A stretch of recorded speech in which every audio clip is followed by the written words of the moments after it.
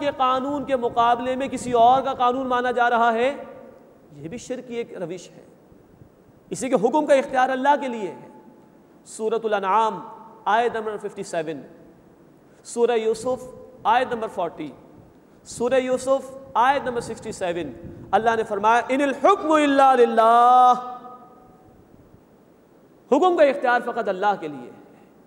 سروری زیبا فقط الذات بے ہمتا کو ہے، حکمراں ہے کوئی باقی بتانے آسری۔ اتھارٹی اللہ کے اختیار میں ہے، حکم اللہ کے لیے ہے، اختیار اللہ کا ہے۔ اگر اللہ کے حکم کے مقابلے میں کسی اور کا حکم مانا جا رہا ہے تو گویا اللہ کو ہم نے نیچے کر دیا، شرک۔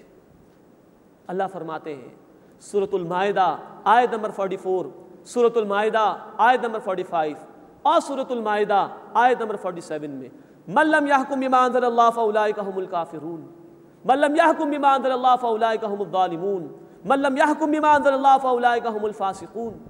جو اللہ کے نازل کردہ کلام کے مطابق فیصلے نہیں کرتے عملی اعتبار سے وہی تو کافر ہیں، وہی تو ظالم یعنی مشرک ہیں۔ سب سے بڑا ظلم شرک ہے۔ سورہ لقمان آیت نمبر 13 ان الشرک لظلم عظیم، شرک سب سے بڑا ظلم ہے۔ تو فرمایا وہی مشرک ہیں یعنی ظالم ہیں جو اللہ کے احکامات کے مطابق فیصلے نہیں کرتے، اور فرمایا وہی فاسق ہیں جو اللہ کے احکامات کے مطابق فیصلے نہیں کرتے۔ یہ وسیع تر مفہوم ہمارے سامنے شرک کا رہنا چاہیے۔ کہیں نفس کی پرستش، کہیں مال کی محبت، کہیں اللہ کے قانون کے مقابلے میں کسی اور قانون کو ترجیح دے دینا، اللہ کی طرف سے آئی ہوئی ہدایت کے مقابلے میں کسی اور ازم کو، کسی اور فلسفے کو، کسی اور نظریے کو اوپر کر دینا، یہ بھی شرک ہے۔ اللہ اس سے ہماری حفاظت فرمائے، اللہ ہمیں توحید پر کاربند فرمائے، سب سے بڑھ کر اپنی محبت عطا فرمائے، سب سے بڑھ کر اپنی اطاعت کی توفیق عطا فرمائے، اور شرک کے ہر پہلو سے اللہ تعالی ہماری حفاظت فرمائے۔ فرمائے کہ ان اللہ لا یغفر ان یشرک بہ، بے شک اللہ اس کو معاف نہیں فرماتا کہ اس کے ساتھ کسی کو شریک کیا جائے، ویغفر ما دون ذلک لمن یشاء، اور اس کے سوا جس گناہ کو وہ چاہے گا معاف فرما دے گا۔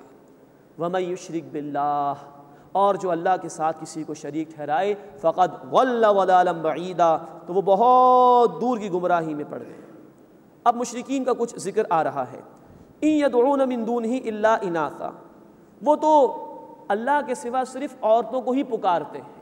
ان کی دیویاں تھیں، لات، منات، عزا، یہ سارے فیمیل نیمز ہیں، یہ مؤنث نام ہیں۔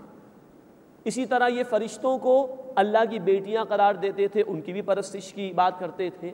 تو فرمایا کہ ان یدعون من دونہ الا اناثا، یہ جو مشرکین ہیں یہ اللہ کے سوا صرف مؤنث یعنی عورتوں کو پکارتے ہیں۔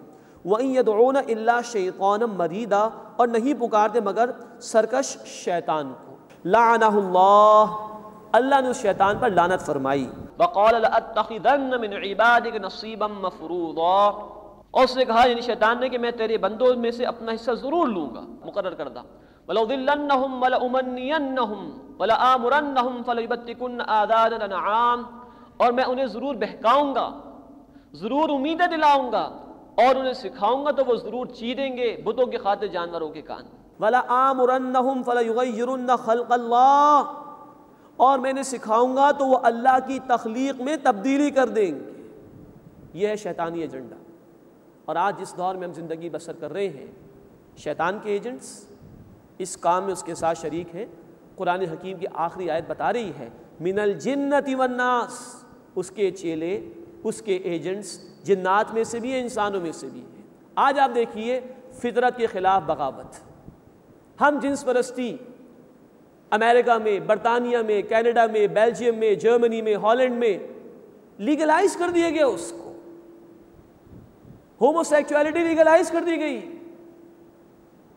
معلوم حد تک یہ شے آج تک جانوروں میں بھی ثابت نہیں ہو سکی جو انسان کر رہا ہے اور قانون کے سہارے کر رہا ہے۔ یہ ہے فطرت کے خلاف بغاوت۔ اسی طرح فیملی پلاننگ اللہ کی تخلیق ہے، اللہ نے پیدا فرمایا ہے، اللہ ہی رزق عطا فرمائے گا، اس کا وعدہ ہے۔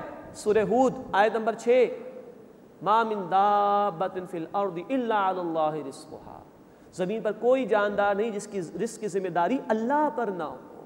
لیکن آج فیملی پلاننگ کے منصوبے بیان کر کے لوگوں کو اللہ کے خلاف گویا بغاوت پر اکسایا جا رہا ہے۔ اور ایسے نعرے دیے جا رہے ہیں، ہم دو ہمارے بچے دو،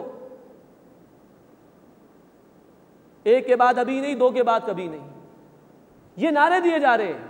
یہ گویا کہ اللہ کی جو منصوبہ بندی ہے انسانیت کے تسلسل کے لیے، اس کے خلاف بغاوت ہے۔ اسی طرح ایک سے زائد نکاح کی اسلام نے اجازت دی، اس پر لوگ اعتراض کرتے ہیں۔ عدل کی شرط کے ساتھ 2 نکاح، 3 نکاح، 4 نکاح کا ذکر سورۃ النساء کی آیت نمبر 3 میں آیا۔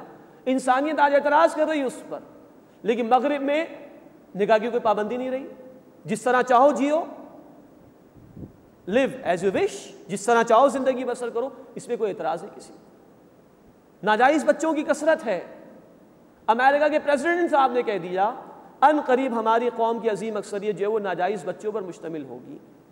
یہ چیز ایکسیپٹیبل ہے، اور عفت اور پاکیزگی کے ساتھ اگر ہمارے دین نے، اسلام نے، اللہ رب العزت نے 2 یا 3 نکاحوں کی اجازت دی یا 4 نکاحوں کی اجازت دی، اس پر لوگ جو ہے وہ اعتراض کرتے ہیں۔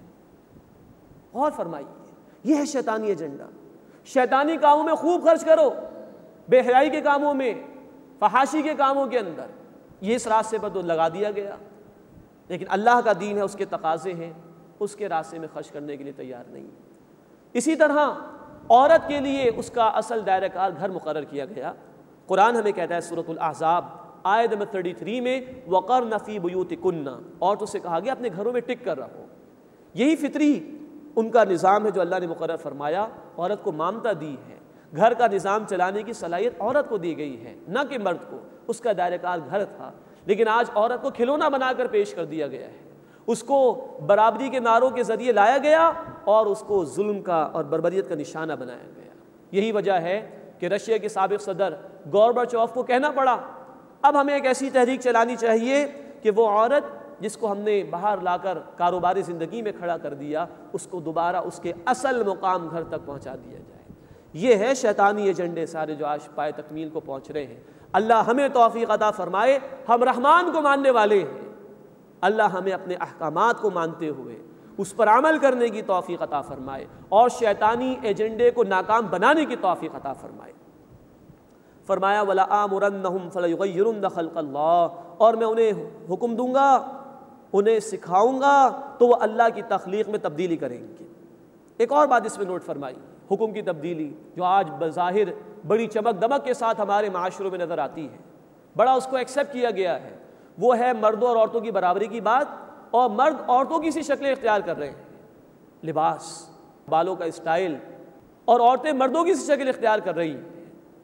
اللہ کے رسول صلی اللہ علیہ وسلم نے فرمایا بخاری شریف کی حدیث میں، اللہ نے لعنت فرمائی، رسول اللہ بھی لعنت فرما رہے ہیں ان پر، وہ مرد کے جو عورتوں کی شکل و صورت اختیار کر رہے ہیں، اور ان عورتوں پر جو مردوں کی شکل و صورت اختیار کر رہے ہیں۔ عورت سے اس کی نسوانیت چھین لی گئی، اس کے اصل حسن کو برباد کر دیا گیا ہے جب اس کو برابری کا نعرہ دے کر باہر لایا گیا، اور مرد جو ہے وہ عورتوں کی سی شکل و صورت اختیار کر رہے ہیں۔ یہ فطرت کے خلاف بغاوت ہے، شیطانی ایجنڈا ہے۔